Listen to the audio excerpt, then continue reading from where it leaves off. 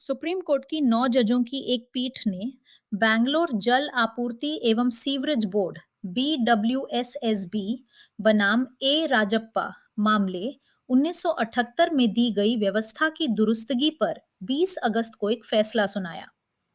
तब के निर्णय में जस्टिस VR कृष्ण अय्यर ने औद्योगिक विवाद अधिनियम 1947 आईडी एक्ट की धारा 2 जे के तहत उद्योग किसे माना जाए इसके लिए ट्रिपल टेस्ट तय किया था।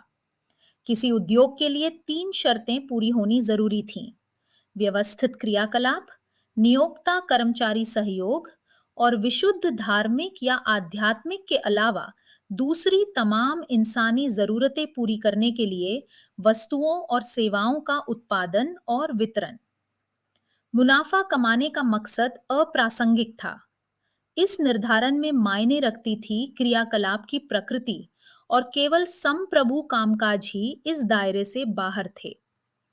उत्तर प्रदेश बनाम जयबीर सिंह मामले 2005 में 5 जजों की एक पीठ ने इस परिभाषा पर संदेह जताया और 7 जजों की एक पीठ ने इसे 9 जजों की वर्तमान पीठ के पास भेजा। भारत के मुख्य न्यायाधीश सूर्यकांत की अगुवाई वाली इस पीठ ने पुराने आईडी एक्ट, जिसे औद्योगिक संबंध संहिता 2020 IRC लागू होने पर 21 नवंबर 2025 को समाप्त कर दिया गया, के तहत लंबित सभी विवादों के लिए ट्रिपल टेस्ट बरकरार रखा। हालांकि 9 सदस्यीय पीठ के बहुमत ने यह भी निर्णय दिया कि BWSSB फैसला IRC की धारा 2P की व्याख्या के लिए शीट एंकर यानी मुख्य आधार नहीं होगा। ये एक गलती है। अपनी असहमति वाली राय में जस्टिस BV नागरत्ना ने कहा कि मामला बड़ी बेंच को भेजना यानी रेफरेंस ही अनावश्यक था और ट्रिपल टेस्ट में किसी दखलंदाजी की जरूरत नहीं है। ये नजरिया 3 अन्य जजों का भी था। उनका तर्क बहुत दमदार है।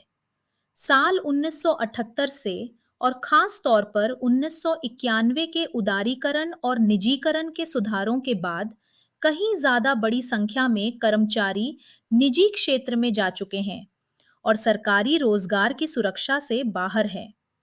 लिहाजा ट्रिपल टेस्ट में शामिल उद्योग की व्यापक परिभाषा अब कामगारों के सुरक्षा कवच के रूप में और भी जरूरी हो गई है।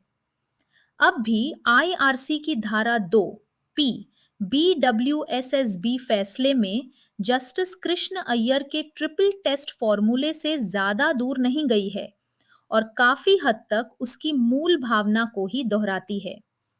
इसलिए ये समझना मुश्किल है कि जब खुद धारा 2P की व्याख्या होनी है तो क्यों BWSSB फैसले को किनारे किया जाना चाहिए। ट्रिपल टेस्ट एक मजदूर पक्षीय उपकरण भर नहीं था। उद्योग की व्यापक परिभाषा के साथ आईडी एक्ट की सुरक्षाएं ही नहीं आईं, बल्कि उससे जुड़ी पाबंदियां भी आईं।